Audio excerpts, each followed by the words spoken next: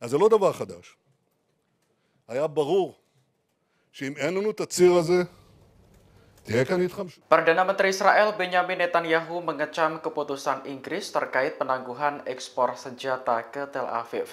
Dilaporkan ada sekitar 30 dari total 350 lisensi yang akan ditangguhkan. Dikutip dari Al Arabiya, Netanyahu menilai keputusan Inggris sangat memalukan. Ia menyinggung korban serangan Hamas pada 7 Oktober tahun lalu yang menewaskan 14 warga Inggris. Selain itu, masih ada 5 warga negara Inggris yang kini ditahan Hamas di jalur Gaza. Menurut Netanyahu, keputusan London menangguhkan senjata ke Israel hanya akan membuat Hamas semakin berani. Meski begitu, dirinya tidak akan mengubah tekad untuk melenyapkan Hamas dari muka bumi. Netanyahu optimis Israel bisa memenangkan peperangan meski tak dipersenjatai Inggris. Sebelumnya, penangguhan ekspor senjata diumumkan Menteri Luar Negeri Inggris David Lammy pada Senin 2 September kemarin. Dalam pidatonya di parlemen, Lammy mengatakan keputusan itu diambil menyusul peninjauan ulang atas lisensi ekspor senjata Inggris. Hasil peninjauan ulang menunjukkan adanya resiko jelas bahwa senjata tersebut akan digunakan dengan cara yang dapat melanggar hukum internasional. Adapun 30 lisensi yang ditangguhkan meliputi komponen untuk pesawat militer, helikopter, drone, dan lain-lain. פונה לעם שלי, תמשיכו לעשות הכל כדי שנחזור הביתה. תמשיכו לעשות הכל כדי שנצא מפה חיים ושהעסקה הזאת תקרה.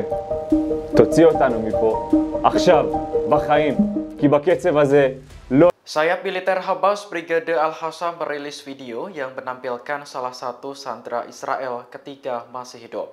Sandera tersebut mengecam Perdana Menteri Benyamin Netanyahu yang dianggap gagal melindungi rakyatnya dalam serangan 7 Oktober 2023. Kantor berita Lebanon Al-Mayadin melaporkan sandera bernama Ori Danino berucap sambil menahan tangis.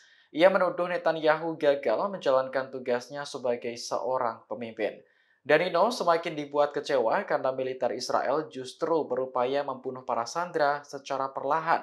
Pembunuhan itu merujuk pada upaya penyelamatan sandera yang gagal di jalur Gaza. Danino mengatakan dirinya hanya ingin pulang ke Israel dalam kondisi hidup. Ia pun mendesak pemerintah untuk segera membuat kesepakatan pembebasan sandera. Namun pesan yang disampaikan Danino sia-sia karena ia dan 5 sandera lainnya tewas akhir pekan lalu. Militer Israel menemukan jasad 6 sandera di terowongan bawah tanah kota Rafah. Terkait kematian mereka, Hamas menyebut karena ulah Israel sendiri yang tidak menyepakati pembebasan tahanan. ערב טוב, קוראים לי אורי דנינו, אני בן 25 מירושלים. נחטפתי ב7 באוקטובר ממסיבת הנובה, והיום אני מוחזק בשבי חמאס. התנאים שלנו פה הם קשים. לא אוכל, קצת מים, אין לנו חשמל. ירי והפצצות בלתי פוסקות. ממשלת ישראל ובראשה בנימין נתניהו, קבינט המלחמה, נכשלתם ב7 באוקטובר. נכשלתם במשימת ההגנה עלינו, האזרחים, והיום אתם מנסים להרוג אותנו, אחד אחרי השני, בניסיונות כושלים של חילוץ והפצצות מהאוויר. איפה הייתם שירו עליי? איפה הייתם שירו עליי? איפה הייתם שלא היה לנו לאן לברוח? איפה הייתם שלא היה לנו לאן לברוח? איפה הייתם שהיינו לבד? איפה הייתם שהיינו לבד? אני פה פונה לעם שלי, תמשיכו לעשות הכל כדי שנחזור הביתה. תמשיכו לעשות הכל כדי שנצא מפה חיים ושהעסקה הזאת תקרה. תוציא אותנו מפה עכשיו, בחיים, כי בקצב הזה לא יהיה את מי להוציא ולא יהיה אנשים חיים.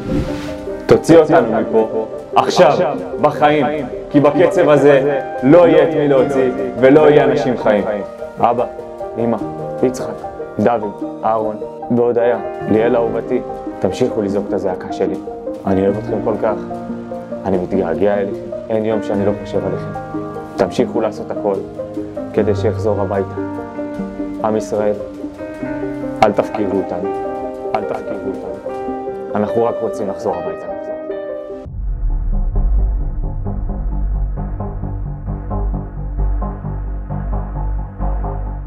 Warga Palestina dibuat marah dengan kelakuan pemukim Israel yang menggelar konser di Masjid Ibrahimi tepi barat.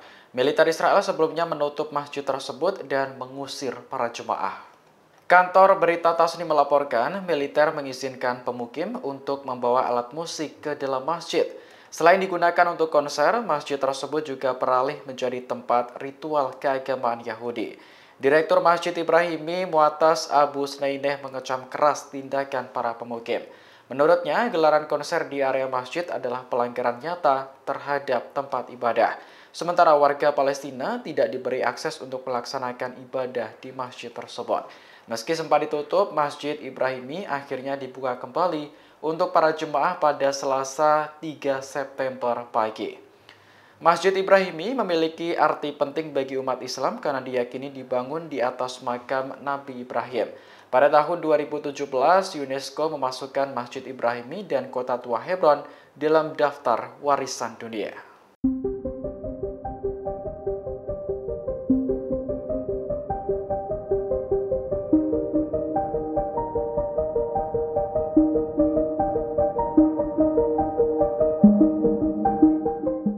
Perdana Menteri Israel Benyamin Netanyahu optimis bisa mengalahkan Hamas meski tanpa dukungan senjata Inggris. Pernyataan ini merespons keputusan London yang akan menangguhkan 30 lisensi ekspor senjata ke Tel Aviv. Menurut Netanyahu, keputusan Inggris hanya akan membuat Hamas semakin berani.